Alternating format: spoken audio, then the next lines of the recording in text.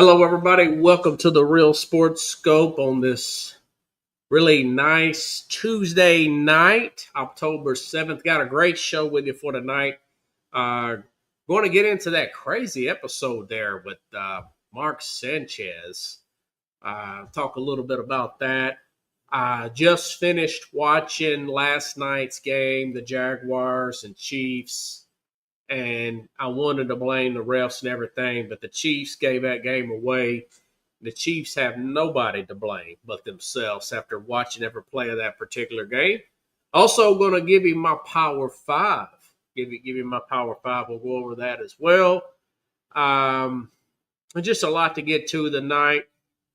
Dylan Gabriel still the starter with Cleveland, but Joe Flacco has been traded to the Cincinnati Bengals. You rarely see an in-division trade like that, but Bengals are getting desperate. So stand by. We'll take our first and only break, and I'll be back here momentarily, and we'll hit the ground running here on the Real Sports Scope.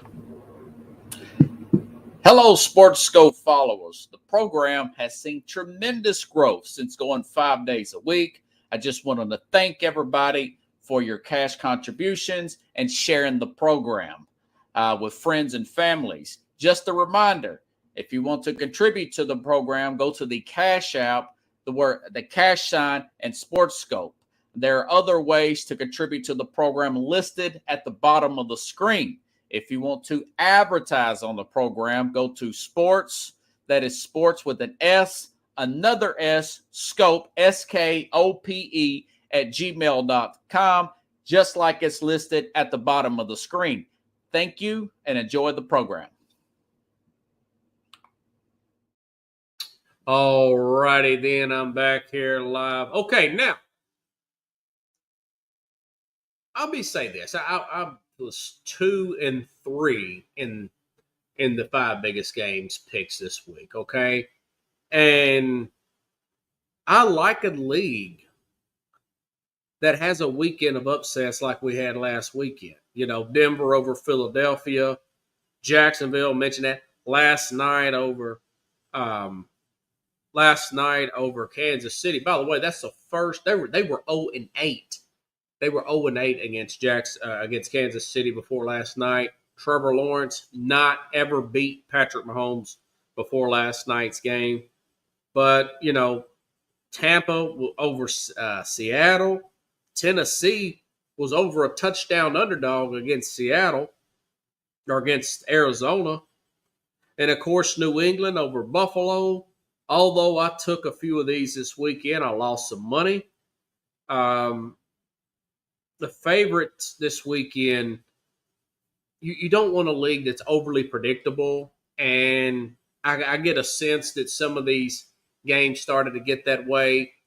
The team with the better quarterback, a somewhat healthier team, you're just going to pick that team and probably not.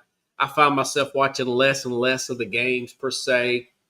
And, but I tell you what, those upsets, they were interesting games, you know. But like I said, I noticed myself turning off games. Bills, for example, seemed a little complacent Sunday night. The Eagles, I've been saying this, seemed a bit complacent all season, offensively all season long. And when those teams still win games, they just seem boring to me, you know. These teams needed a wake-up call and realize the issues they have to address. It's exciting, folks, to see a lesser team or quarterback to win and keep the viewers engaged. You know, that's my sense of the weekend last weekend. Like I said, lost a few dollars, wagered a few of them, nothing major, of course. But when they're too predictable, you just glance back and forth. But when you really don't know who's going to win, kind of like that Oregon and Penn State game a few weeks ago in a college game, you stay tuned in, you know? You stay tuned in, and it's good football. It's not like it's just two bad teams. But that was my sense for this whole weekend. Okay. There was a movie called About Last Night. About Last Night. Let's go to it. I was going to go on here. I was watching. By the way, well, I ordered Netflix again to watch the Terrence Crawford fight there a few weeks ago on Netflix. And I immediately canceled. But once you order it, you pay that month. So you got that month. So I'm watching a lot of stuff on Netflix. The Charlie Sheen documentary was pretty good. I eat little nuts there. But also, there was a movie on there, Hateful Eight, with Quentin Tarantino and Samuel Jackson. I was watching a little bit of that last night. And back and forth, I was watching the game on my phone. Noticed Kansas City's up 14-0 early in the game. I thought maybe they'll get this and they'll take care of business. I like the way they played the last few weeks. And, I think they got a little bit complacent in that game. They had a lot of penalties in this game. Matter of fact, 13 penalties for 109 yards. And also, I didn't think that Devin Lloyd interception, I didn't think Kansas City gave a proper effort to run him down 99-yard. That's some Ed Reed stuff right there. But I thought he was in a lot of traffic. I think some of those players with a better effort could have stopped him on that play, but they didn't. They're assuming that Pat Mahomes is going to take care of everything. But they outgained Jacksonville in that game, yardage-wise. They got to Trevor Lawrence. But, hey, listen, they had some grit about them. They could have folded. Last year's team in Jacksonville, they would have folded in that game. Doug Peterson coach team folds in that game.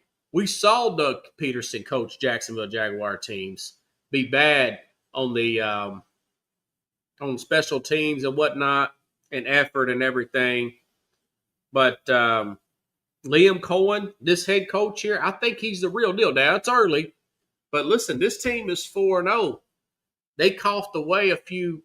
They're 2 or 3 plays away from being 5-0, beating Cincinnati. The Cincinnati game was the game where Joe Burrow got hurt, and Browning ended up beating him. So listen to Cohen after the game. I think this guy's really good. I think he does take control of the room. Kind of overlooked him because he's very young. He comes over from Tampa. Felt like a knee-jerk reaction. But listen to Coach here after the game. This is in Jacksonville Jaguars locker room. On Trevor Lawrence's 26th, you heard that right, his 26th birthday, he beats the Chiefs on Monday Night Football. Listen.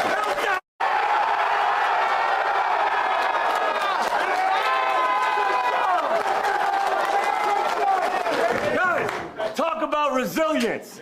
Down 14-0. Come back. One play at a time. How about Devin Lloyd?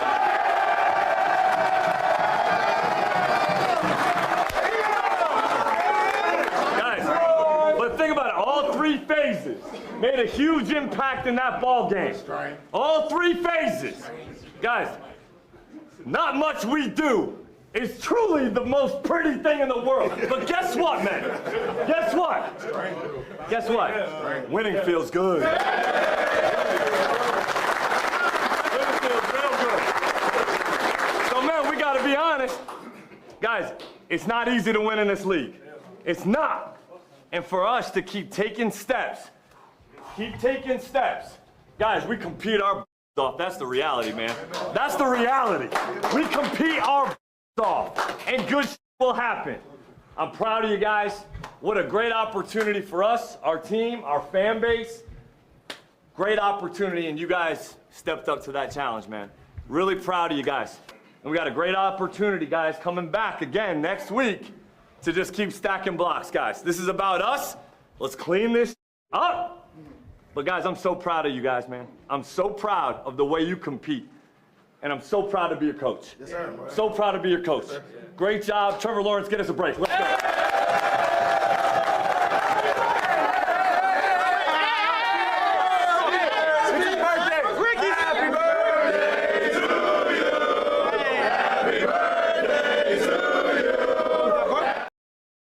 Happy birthday. 26 years old.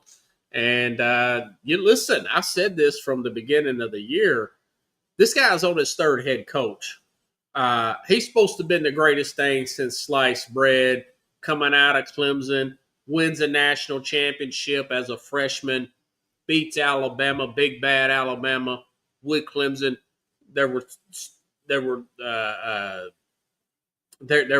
some opinions out there of scouts and sports prognosticators saying that he would have been a number one overall pick, even if he would have came out as freshman year.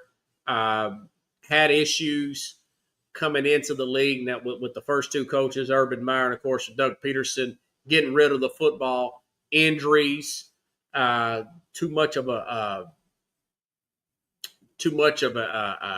lanky stride or whatever. He's a long strider is what I was trying to say. A lot of stuff not going in his direction. And this year so far, that particular game, that particular play, he made some big throw. He made a throw to Brian Robertson up the sideline. And when there was a minute and 45 left, that last drive there was very Eli Manning to Mario Manningham. It was great coverage. Great coverage. It had a guy covering him and it had safety help. It was very Eli to Mario Manningham in the Super Bowl. Okay. Wasn't quite as pretty as that game, but it was pretty close. It was pretty close. And so far, so good. They're 4-1. I picked them to win the AFC South. They're getting better from a defensive standpoint. And of course, Travis Hunter, big cat. Travis Hunter, and he played about 80 snaps, I want to say. 75, 80 snaps last night. Made some big catches and not as good as Brian Brian Robertson, the lead receiver there, but made a big catch across the middle and in traffic there. He's shown to be, he is legit at that receiver position. Now, can he hold up for the whole season? I don't know. It's still October. It's early. But I like what they're doing right now, and you'll see in the Power 5 how much love and respect I have for this Jacksonville team. And I love the fact that they had their old uniforms on. Hey, listen, I'm associating everything with winning. When they used to wear those uniforms prior to last night, those original uniforms were those Mark Brunell 98, 99 uniforms where they got into the AFC Championship game, won 14 games. Remember that, and ultimately they lost to the Titans. But those uniforms are associated with winning. But listen, like I said about Kansas City, man, I mean, 4 for 20. This was not a lot of home calls here like I thought some of them were. You're going to get that at home. Excuse me. But 4 for 25 yards for Jacksonville penalty-wise. Kansas City, 13 penalties for 109 yards. And that last penalty, I wanted to say, I know that was going to be a BS home call, but that last penalty to put them on the 1 yard line, the guy for Kansas City was guarding the Jacksonville player with his back to the defense. It was 110% the right call. And I'm thinking, man, are you idiot? That wasn't the dumbest move is the player from Arizona. I'll talk about that one tomorrow against Tennessee that threw the ball, that fumbled the ball through the end zone trying to showboat. But either way, good win. Jacksonville is going to be ticked off next week. They play Detroit next week, and I almost want to pick Kansas City. Kansas City going to play Detroit next week. I almost want to pick them because I know they are really – once they look at that game film and say, man, we gave that game away. Then bad penalties, bad effort on the pick six, the 99-yard Devin Lloyd play, and the 14 points in general. What are you thinking? 14 points. You can't give up a 14-point lead like that. Matter of fact, they never have under Mahomes until last night. So, like I said, makes the game interesting. You don't want the game to be too predictable per se, but it was. Okay. All righty then. Another big game, big shocker. Sunday night, New England and Buffalo. Watched about 20 minutes of that game, and I thought to myself, Buffalo looks complacent. New England looks like they want it more. I know Buffalo's the better team. And again, very similar situation to the Kansas City game. You know, you got Josh Allen had 2 turnovers, but they did outgain. They outgained New England. They had the ball longer than New England, but New England, like I said at the beginning of the season, preseason, picking these games, the Mike Vrabel effect to these games is real. The Mike Vrabel effect, where he gets these guys like Tennessee, for example. When he first took over at Tennessee, Marcus Mariota was a quarterback. And Mariota, as an NFL quarterback, he's too quiet. He's almost shy. Terrible interview. Not a good communicator. Very good athlete. Good one week, not so good. One of the most, inconsistent NFL quarterbacks I've ever seen.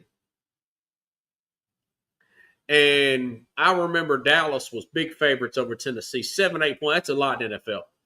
7-8 points.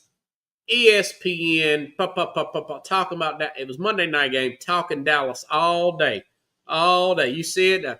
Man, I'm at work, walking around, TV's on Sports Center. They one Get Up or whatever. One of those sports shows, ESPN shows. Stephen A. Smith with the cowboy hats on and going in. They're doing the show. They do all their little shows there. The car wash. The Dallas this, Dallas that.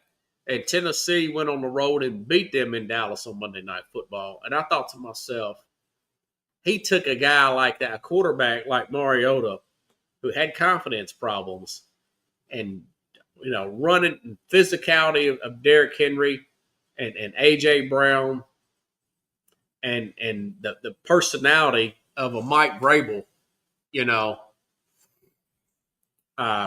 really picking this team up, getting their confidence back. Same thing with Tennessee when they lost in 21, I want to say. Excuse me, I got a cough. Been a little under the weather, to say the least. I'm always a little bit under the weather when it comes to my allergies. But same thing with Vrabel when Derrick Henry went down for a few weeks in the 2021 season. They go out west to play the Rams, Monday Night Football. Rams, big favorites. Not only does Tennessee show up, they show out and dominate the Rams, physically dominate, turn them over, ran the ball over with a backup running back, played really well, won the game going away, and really showed up big for them. They were playing the Chargers. They ain't beat the Chargers since I don't know when, especially the Phillip River Chargers. I don't remember them ever beating the Chargers. They were like 0-10 or something, some crazy stat like that, going back to Jeff Fisher. And when they finally beat the Chargers back in 2019, I was shocked, man. So I really thought that they were going to win a Super Bowl with him. But it was the same effect with this New England Patriot team. And I wanted to get that clip, and I don't think I got it. Let me see if I got it here. Okay, 2.5 sacks, 2. Oh, that's Dan Campbell, another great coach. I didn't get that clip, but there's a clip, and this is Vrabel going back to Tennessee, where when the players are coming in after the game, the camera's there, and he hugs every single player. Every single player. And the one I did get a chance to download, I didn't get a chance to upload it here, was with Stephon Diggs, former Buffalo Bill, 10 catches, 140. I mean, it was the game of his life up to this point. He's in his 30s now. Cardi B's pregnant. His career is just about over with. He said it was personal, but he got the game ball. Mike Vrabel gave him the game ball. And they beat a team that a lot of us are picking, myself included, to win the Super Bowl and win the whole thing. So the Vrabel effect is in place. And the good news about you And I said this in April, folks, when they drafted Matt Campbell with the number 4 pick and not Mason Graham and not a defensive player, the left tackle, which turned out to be great, by the way, so far. I said, this is big because he is not picking the players. They have a general manager picking the players. That is exactly what you want out of New England. You do not want him picking a player. So you've got the great. And like I said, I wanted him to stay at Tennessee, but I didn't want him picking the players. We've seen that with Bill Belichick. We've seen it in Mike Holmgren. I know that Jimmy Johnson was picking the players with Dallas back in the day, but I think eventually, the longer he did that and try to juggle 2 jobs, they were going to hit a down. They were going to hit a dry streak there in Dallas eventually. But I just think the sky's the limit with this team. With Drake May didn't even have a passing touchdown in that game. That was just a gritty win. Got the running back touchdown. So it was not like one player played Hercules. It was good team football. And Buffalo, a lot like Kansas, played a little complacent in that game. They'll come back from this. But the Vrabel effect is real. Is real. And they're a team to watch. Probably a sleeper to potentially get in the playoffs with what's going on with other great teams like Baltimore, looking like they're probably out of it already. Cincinnati, we thought I had them in the playoffs. Both of them's got major injury concerns, So good win there for the New England Patriots. I'm sure Keith Ingle, who I had on a week ago, is on cloud 9 right now. All righty then. Let's see. Speaking of Cleveland, Joe Flacco. Remember last week when I said, talked about Dylan Gabriel getting the starting nod over Joe Flacco. I thought that and he went bad last week. But I want to say it was Kevin Stefanski that I read. It was a him or management. It don't make no difference. But the Cleveland Browns organization said if Gabriel, and I didn't believe him because I know who owns the team. Ownership says it's going to go one way, it's going to go one way. But they said that if Flacco, if Gabriel don't work out, which he got the start in Europe, in London last week, that they're going to go back to Joe Flacco and not play Shedeur Sanders. And I thought that's not true. They're going to play Shedeur Sanders. So today, with the switch of late round picks, I think it's like a 6 and 7. It's nothing huge. They traded in division. That's really odd, but sometimes it does happen. It's not totally out of the ordinary.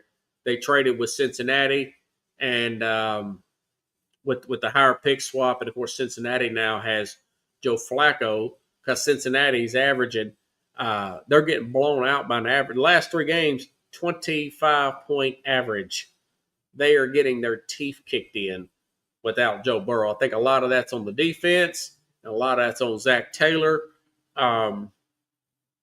Zach Taylor's starting to look like the coach before Joe Burrow got there, And, of course, it's just a bad owner anyways. He's always going to cut corners. He's super cheap,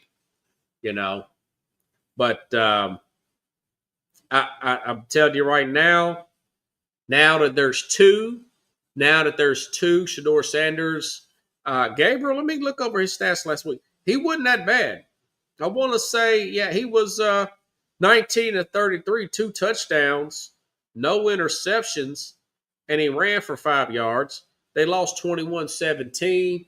I picked that win I didn't have a great week. That was one of the few games I did pick right. He's going to get the start probably a few more times, not unless he gets injured. I do think they're going to give him ample opportunity, and then that they will give Shedeur a shot at it. Now, that being said, Deshaun Watson's coming back from Achilles injury. Thought he might come back this month. I have not read that. That was going back to the summer reading up on him. There haven't been any new reports on him. I think they just want to wait out this contract and get rid of Watson personally. That was one of my biggest wrongs, saying that he was going to work out with them. The guy simply just didn't put forth the effort. He did not grow. He got that guaranteed money. He said, you know what? Everybody don't like me in Cleveland. The league, the fans around the league think that they've already got this narrative in my head, rightfully so, 20-something lawsuits about with the massage parlors and all that crap. But I just think he stopped really caring as much as I thought he would, and it's blown up in the Cleveland Browns face here. And I endorsed it 110%, and I admit I was wrong. That being said, they're kind of playing musical quarterbacks right now. They got the number one defense in the league yard-wise. You know, they got some players on defense. But I think if they lose a few more, they've got this trade deadline coming up in November. I would deal Myles Garrett for picks personally. You know, I'd deal some of them defensive players and try to continue to build through the draft. But that's just my opinion. Okay? All right. So that is that. And Deion Sanders says, listen, I don't care about the Cleveland Browns. They said, I love me some Shador. So in case you're wondering, they did ask Dad about it, who's having a procedure. He's had some kind of procedure done to help him with blood clots. Thoughts and prayers with Deion Sanders. And after that story, let's go to the Power 5 here. Let's go to the Power 5. We'll start off with 5, and then I'll work my way down to number 1. Okay? All right, now, number 5. I just talked about it in the opening rant, Jacksonville. The Jaguars should be 5-0. They're just a play or two off here. Just a few miscues here in that Cincinnati game. It was up in Cincinnati. They had that game won at one point. Jacksonville had some big throws by Browning in that particular game come off, and they end up winning. Some busted coverages defensively. But they would be 5-0. But I got them at number 5. They're 10th. You know, as bad as their defense has looked in the past, they're 10th in points allowed defensively. That was their big Achilles last year. They lack late game grit. I talked about that earlier from Doug Peterson. Almost soft at times. This year under Cohen, like I said earlier, 14-0, down 14-0. They really rallied under Cohen. I like his locker room presence so far. I like what I see out of this guy, this head coach here. And I like the moxie that Trevor Lawrence has been lacking as a pro. I like that, what he's lacking, and he's got it right now. Playing really well. 60% completion percentage, 5 touchdowns, 4 interceptions, but he's running really well as well, and he's not getting hit too hard. He's playing pretty smart football out there, Trevor Lawrence is. ETN didn't have a great game last night, but that running back, Travis Etienne, 443 yards, 4th in NFL in rushing. They're running the ball. They're 10th. Their defense is tightened up here. I do believe at this point they look to be really well coached. They look to be buying in, okay? So they're number 5 on my Power 5 this week. The Jaguars have sneaked in there. Number 4, it's a little bit of fall here, but I feel vindicated about what I said. I've been saying about the Eagles for weeks now, that the Philadelphia Eagles are looking more and more like the team of 2 years ago, not the team last year. They're not running the ball effectively with Saquon Barkley. Sometimes A.J. Brown looks like a ghost out there. You don't even know if he's in there or not. They look like the team under Brian Johnson. That's the offensive coordinator, one and done, got fired. Remember, they got off. They won like the first 8 or 9 games and then lost 6 of their last 7 or something crazy stuff like that, and got really blown out, sloppy looking in that playoff game against Tampa. last year or year before last. That being said, they still, defensively. No, wait a minute. I said they can't run the ball. They're 24th in the league in rushing. Okay. Remember, this guy was an in-house promotion type of guy. This new offensive coordinator they've got here. Not good. Not good. They're probably going to have to make a change. I know this is bizarre, but Philadelphia is a no-nonsense town. This is a no-nonsense owner. This is a no-nonsense organization as a whole. I wouldn't be surprised if they didn't fire him in season, or let somebody else call the plays or something like that. That being said, they're still 4-1. They're still 4-1. They still have probably the best talent out there, and they're relatively healthy. And they should have won Sunday. There was a good wake-up call for them, if you ask me. They should have won Sunday. So they're number 4 in my Power 5 Philadelphia Eagles. Number 3, Tampa. Despite not having Bucky Irvin and Mike Evans, Rashard White stepped up at running back, and this is Emeka Egbuka. Man, 162 yards, 7 catches last week. I mean, he is playing out of this world. He is, now it's early, of course. I mean, we're only 5 games in. But right now, he's Rookie of the Year, hands down. No ifs, ands, or buts about it. Although Tyler Warren's having a good year, Offensive Rookie of the Year, Emeka Egbuka is really killing it. And I'll tell you what, Baker Mayfield, a lot of people ain't really putting it. Baker Mayfield is having a borderline MVP season. What does he got? Like 10 touchdowns? Yeah. 10 touchdowns, 1 interception. Borderline MVP. And 2 of them games were without his left tackle. Two of them wins there were on the road without Thurston Wirfs. And I just mentioned they didn't have their starting running back and Mike Evans this past week, and they went from Tampa to Seattle and put 38 points on. What does that say about Seattle's defense, which is overrated? All them high draft picks by Seattle, they ain't done nothing. But I'm more hyped about Tampa here. I do feel vindicated about keeping them in my Power 5 last week. They was in Power 5 last week, and they went up a little bit to Power 5 this particular week, this Tampa team.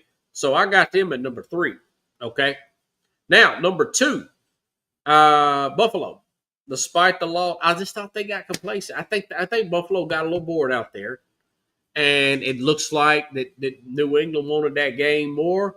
New England was more disciplined in that game, and they just took the game. But despite that loss, they're still 10th in total defense. I do expect them to make a move, either a cornerback or defensive lineman, at the trade deadline coming up in November, because this is their year. That being said, they're 3rd in total offense, 2nd rushing. And Josh Allen, he's probably still the MVP. 70.4 completion percentage, 9 touchdowns, 2 picks. This guy, check out these yards. 1,217 yards. We're 5 games into the season. 1,217 yards, and he's ran for 212, 3 touchdowns. He's still playing at all world, but the team lets him down sometimes. And he had some turnovers, He has some turnovers. I got them at number 2. They drop out of the top spot there. Detroit Lions, number 1 team in my power ranking. They just don't look like they have any flaws, man. I'm telling you. Getting David Montgomery back involved last week, got that good 1-2 running back tandem with him, and Gibbs is kind of small. You want to have a guy to kind of offset Gibbs a little bit. I like the fact they still use Montgomery like that. But they're number 1 in points per game. They do have some injuries at corner. Early on, Terran Arnold, Dan Campbell said he's going to be out for a while, elbow injury. Now reports are, after further evaluation, looks like Terran Arnold may be back towards the end of the month. Now, it's just October 7th, but that's still pretty good because Dan was making it look like he might not come back this year, Dan Campbell. So that's really good getting back there with Kirby Joseph and, of course, Brian Branch, who's all-world at safety this year. But they got a big game coming up this week against Kansas City, and that's going to be one I'm going to have to study really hard because I don't know who's going to win that game. But excellent front line. Defensively, they're second in sacks. They're seventh in run defense. They're winning the last 4 weeks. They had a lot of double-digit wins. I know they're beating up on a banged-up Cincinnati team and a banged-up Chicago Bear team, but they just look excellent. Offense, defense, special teams, coaching, quarterback play. You know, they look like they do not miss Ben Johnson even a little bit. Right now, I would definitely pick them to win the North. Now, maybe the Green Bay Packers wake up and they get hard. Remember that stupid movie with actually, it wasn't that bad. It was pretty funny. The Get Hard movie with Will Ferrell and I forgot the guy's name, black guy. He's in 1,000 movies. He's a comedian. I actually seen the guy.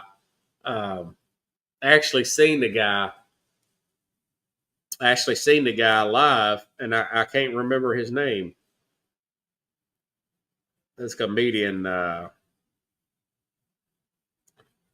God, what is his name? Oh yeah, here's his face, but they don't got his name here.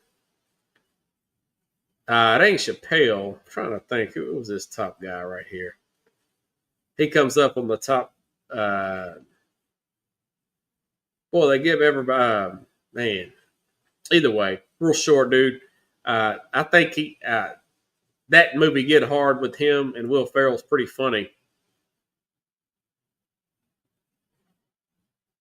They got his face up here, but they don't have his name, which is funny. Oh, God. I'm going to find it here, just even if I got to hold the show up. So basically, that is basically my Kevin Hart. So I was trying to think of my Power 5. Let's go over to Power 5 again, okay? All right. Now, number 1, Detroit. Number 2, Buffalo. Number 3, who did I have at number 3? Let's go back here to number 3. I had Tampa.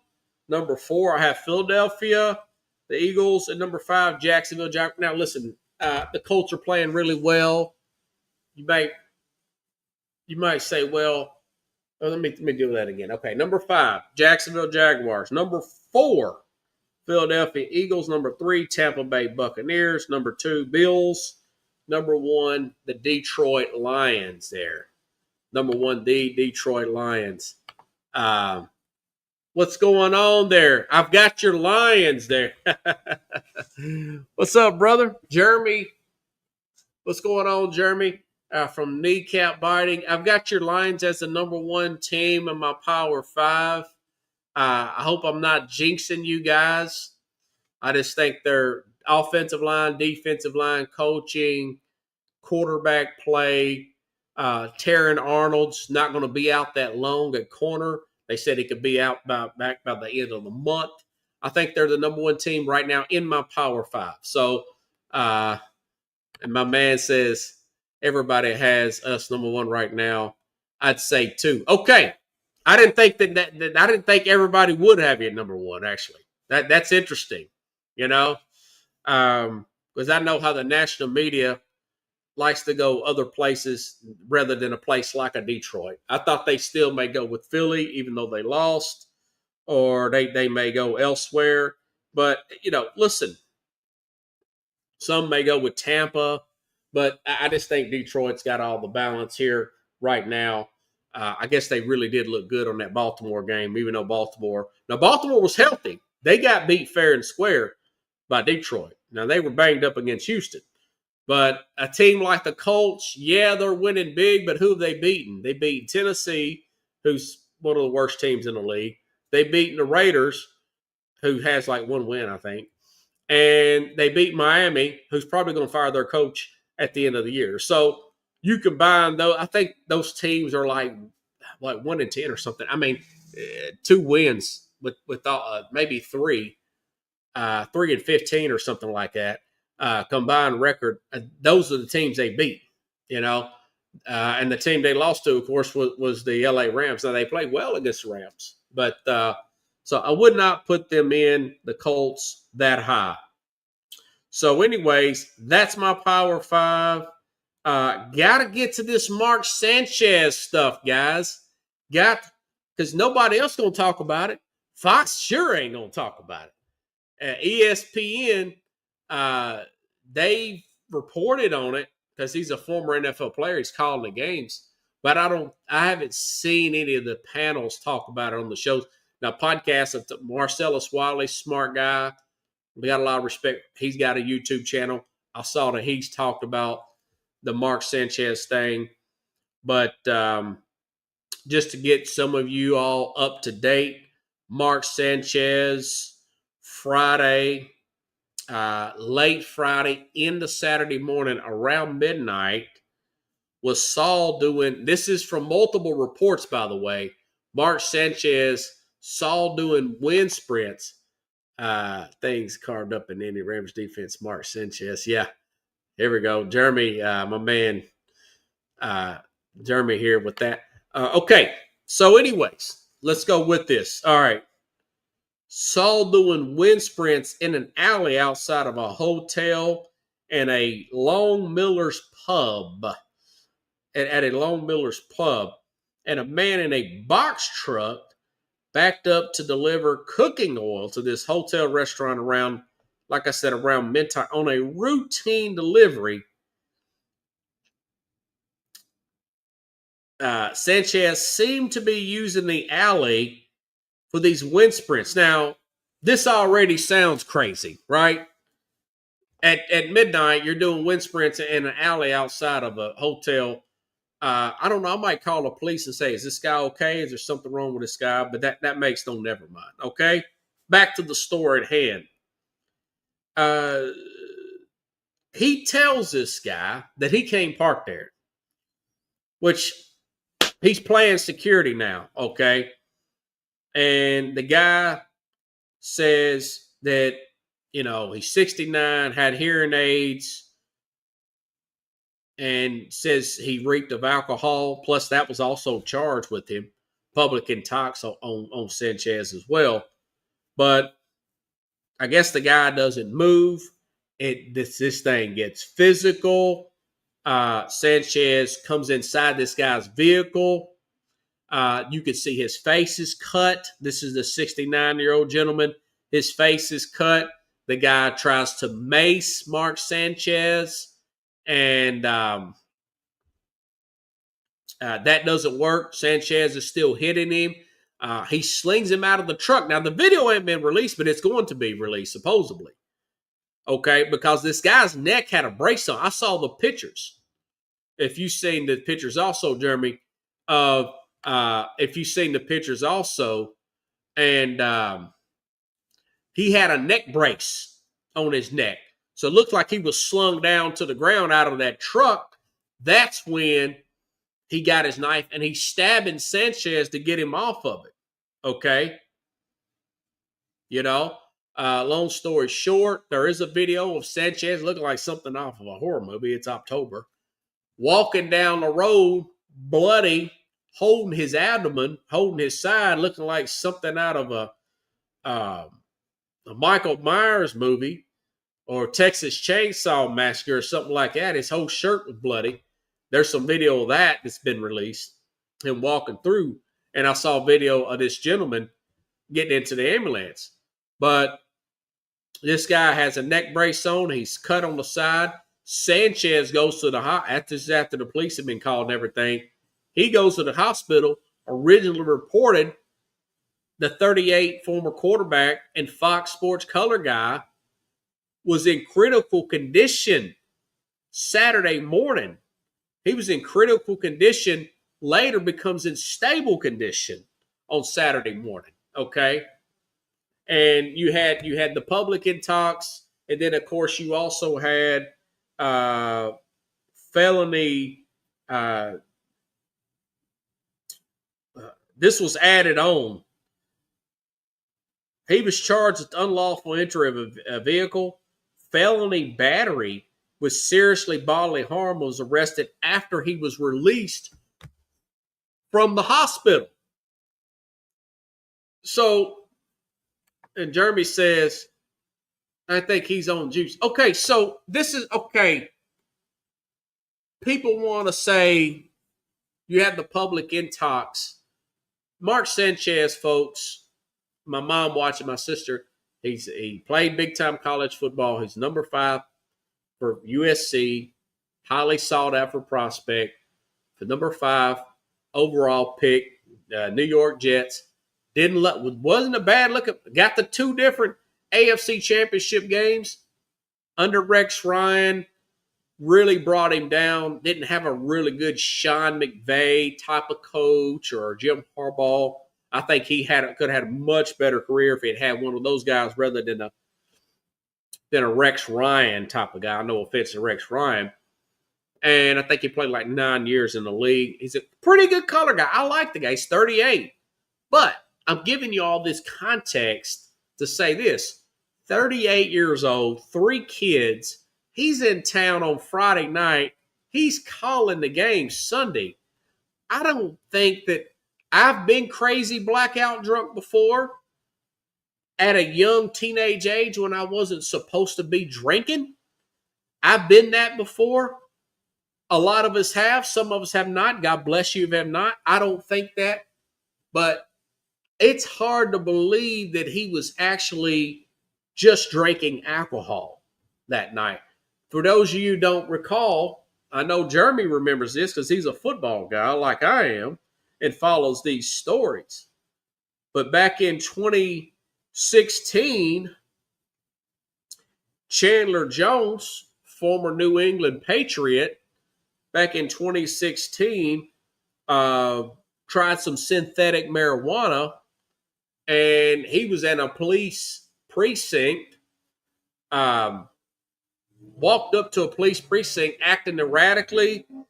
He was on his knees, saying people were trying to get him and stuff, and the police took him to the hospital. And he gets suspended, not too long, but I think he got suspended for the next game, and later he got moved to Arizona. But I'm thinking, this is just my opinion, this has not been reported. I think either was he taking medication? A lot of former football players, they have nagging injuries, they have pain issues, back issues. Even guys that, he's still pretty young. When a lot of these guys, was he taking a new kind of medication and drinking on that? Did somebody offer him some synthetic marijuana? This doesn't seem like normal, out of control drinking behavior. He's there by himself. There's no reports that he was with a bunch of people drinking. I can't imagine. He says he don't remember any of this stuff, but I just can't imagine that this would be a normal drunken spell for a guy 30. Now, first year in college, frat party, you see about guys, alcohol poison, stuff like that, teenage. Not unless he's got a major, major drinking problem, and he could, and then done a really good job hiding it. There seems to be more to this than that. Maybe that'll come out. He's being sued right now. He's being charged with a felony right now with this intent to bodily harm. Maybe he can get a lot of this stuff down. He's going to have to pay out a lot of money. As of right now, not unless it's changed in the last few minutes, he's still employed by Fox. And Jeremy says, I think he's on the juice. There's something else to this, is what I'm saying. My opinion is it's either he's a really bad alcoholic or he's something else there. Synthetic marijuana. There's another drug mixed in with there. To saying you don't remember jumping on a guy like that and going full-fledged crazy, wind sprints in the parking lot. I mean, that is really, really childish stuff for a guy his age, And it's a bizarre thing. I've liked the guy. Maybe it's a big front. Maybe he's a total jerk off camera.